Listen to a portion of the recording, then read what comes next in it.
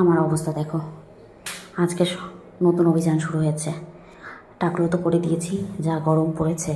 তোমাদের ওখানে কীরকম গরম পড়েছে সবাই একটু জানিও। আমাদের শিলিগুড়িতে কিন্তু ভীষণ গরম। আর এই অভিযান করতে গিয়ে তো আমার নাজেহাল অবস্থা। তো দেখো, নখগুলো তো অনেক বড় বড় করে ফেলেছে। আর এই যে দেখো, সববার শুধু খামচি দিচ্ছে, ওকে খামচি দিচ্ছে, দিয়ে দিয়ে সবার হচ্ছে কেটে ফেলছে। তোমাদের দাদাভাই খুব বকাবকি করছে, যার জন্য আজকে বসেছি। চল জোর জবরদস্তি আজকে তোর নখগুলো কেটেই দেবো। তো বসে তো আছে, একটু পরে দেখবে শুরু হয়ে যাবে ওর বদমাইশি। কাটতে কি দেয় আর সহজে? তো তাও কাটার চেষ্টা করছি। তো বসে আছে এখন মোটামুটি ভালোই। তো দেখো, এইবার শুরু করবে ওর বদমাইশিটা। যাই হোক, এভাবে কিন্তু নখগুলো কেটে দিচ্ছি ওর। তো শাশুড়ি মা পাশে বসে আছে, তো ওনাকে দেখাচ্ছি যে দেখো আমার গালের মতো কিন্তু ও নখ দিয়ে কেটে ফেলেছে।